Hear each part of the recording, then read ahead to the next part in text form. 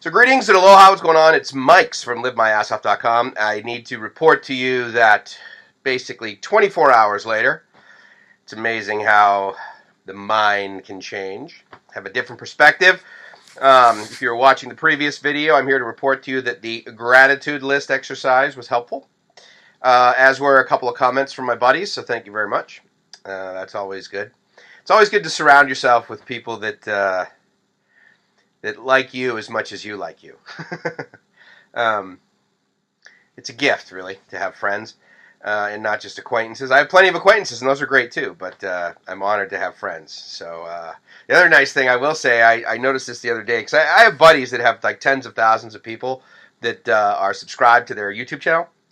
And actually, lately, I've noticed that they haven't had a lot of or any, actually, some of them lately. The comments aren't like troll-like, or they're not, a-holes, basically. People that are like, they watch the whole thing and then they comment on it and say, well, you should have done this better. It's like, or you could just not watch, but I get it. Everyone wants their 2 cents, as do I. I mean, I've 2-cented very often, sometimes when I shouldn't have, for sure. But what I wanted to report on is the fact that the whole process of making a gratitude list, if you've never done it, I mean, I'm not saying you need to write it down. I recommend you write it down. That's helpful. It's been helpful for me. But, that's not necessarily a requirement. But I can tell you that there's another statement that I've heard a lot, which is, I'm getting out of myself. And so I will sort of label the behavior that I had over the last 12 to 24 hours as getting out of myself, meaning that I reached out to others and said, hey, how are you doing, man? Is there anything I can do for you? And that's kind of good too. The other thing, of course, is just the infamous keeping busy, right? Having a project, and so that's always good to have in my life. So I just wanted to do a quick check-in. I'm also here to report to you that the weather is still lousy where I'm at. It's still overcast and cloudy, and even this morning when I was driving to work, it was basically spitting rain, and I'm like, you got to be kidding me! It's June in San Diego, and it's 63 degrees outside, and it's raining, and it's cold, and it's been this way for like 4 days straight, at least where I live.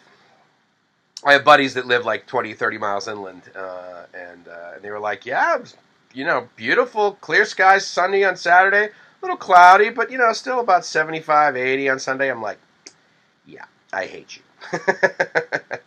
But to be fair, I used to live inland, actually. I used to live probably about 20, 25 miles inland in an area called La Mesa, right near this lake, near Lake Murray. And but to be fair, even though the weather was like kind of lousy, it's kind of cool being at the beach yesterday doing that gratitude list. So pluses, minuses, right? It's all good. Another report. I sold my unicycle. So I have had a unicycle since I was 11 years old. So that means I've had one for 38 years. And I learned how to ride it for a couple reasons. My mom actually reminded me of the story today, which was awesome. So thanks, Mom. That I really wanted one. And so my parents, naturally being, parental, were like, okay, is this just like something you want to do for the next 15 minutes, or are we going to really commit to this? And so they went through a great exercise, which is something I'm grateful that they taught me, like the value of money and what it takes to sort of like earn a certain amount. So regardless of how much the thing costs, let's say for the sake of argument it cost $100.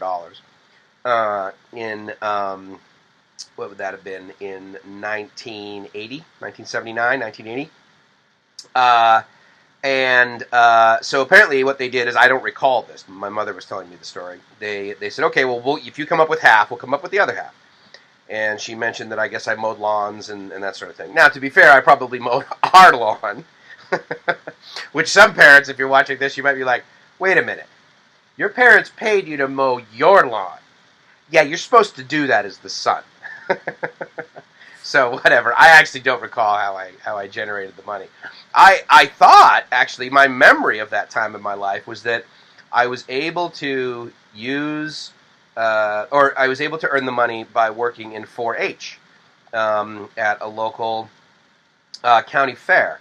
Although, if I reflect back on that time, now I would do that in the summers. It's called the Brockton Fair, and I would work in the 4-H kitchen. and bake goods and sell like lemonade and soda, or not soda, actually just lemonade, coffee, and cookies, cakes, that sort of thing. And that was really cool. And I'll be totally honest. One of the main reasons was because when I looked at 4-H as an organization, I realized that it was made up a lot of people that like grew up on a farm and had animals and livestock, that sort of thing. But I noticed that, like, okay, well, most of the guys, like most of the boys at that time in my life, like they were hanging out in the barns with like the pigs and the sheep and the hens and whatever, and the girls were in the kitchen. And so I said, well, I like girls, so kitchen. And because of that, I know how to make a mean peanut butter blossom, if you know what that is. You take a peanut butter cookie when it comes out of the oven and it's nice and warm. You put a Hershey's Kiss in the middle, and the Kiss melts. So thank you, Marge Mahoney, for giving me that opportunity. She was this woman on our street, and she basically was in charge, if you will, of some division of 4-H. She may have worked for the local, like, regional department. I'm not quite sure, but nonetheless, she was the in for all the kids on the street that wanted to work in 4-H, to work in the kitchen. So that was a real great part of my life. And so it's interesting how I'm reflecting back on this, and I told my parents in an email, I said, yeah, so I sold my unicycle, and because I loved riding it. And I, quite frankly, I also loved the attention. I used to ride it to school when I was in junior high, and high school was too far away, but I used to ride it in junior high. And you know what the funniest thing about it, too, was the fact that I would be riding this unicycle, riding it past people, because, like, my buddies would be, like, walking to school in the morning. Some would ride their bikes, some would walk, and some would take a bus. So I'd be riding this unicycle, and I would pass my friends walking on the sidewalk. And the most common thing they would say is, "Oh my God, can you really ride that thing?" As I'm riding by. So yes, I went to I went to school with what are referred to as masters of the painfully obvious.